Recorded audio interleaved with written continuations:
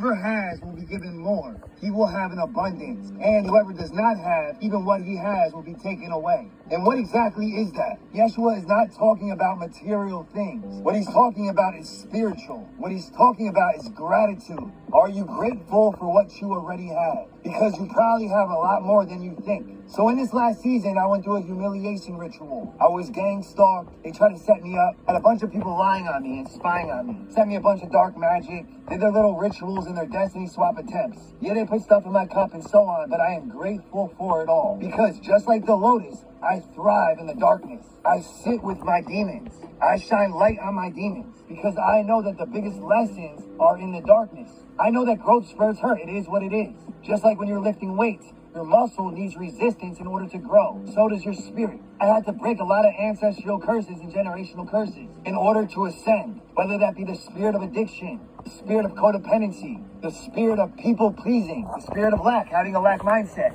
I knew that the only way to grow was in the darkness, was in the dirt, where all those nutrients were. So instead of looking at life like, why me? I started looking at life from a higher perspective, like, why not me? Instead of being a victim, I decided to become a hero of my own story so I could help others through the storm.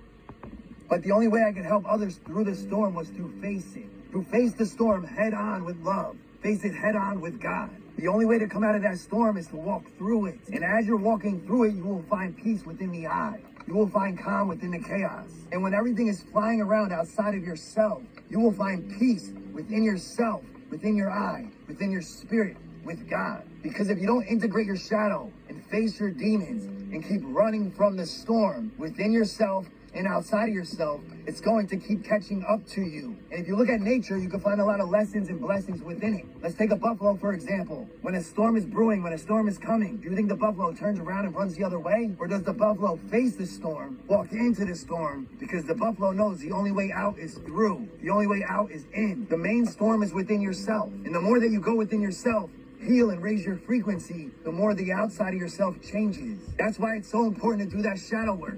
Integrate your shadow and raise your frequency. Purify your lower chakras, activate your higher chakras, and find the balance within. The masculine and feminine, the yin and the yang. Integrate your dark with your light so you can open up your spiritual eyes. Always remember, energy does not lie. So don't focus on the enemy's plan. Focus on God's plan for your life. And beware of the energy that you feed, because that energy might just be looking for fuel to turn around and bite you. So take the lessons and receive the blessings, and understand not to cast your pearls before swine. I love you.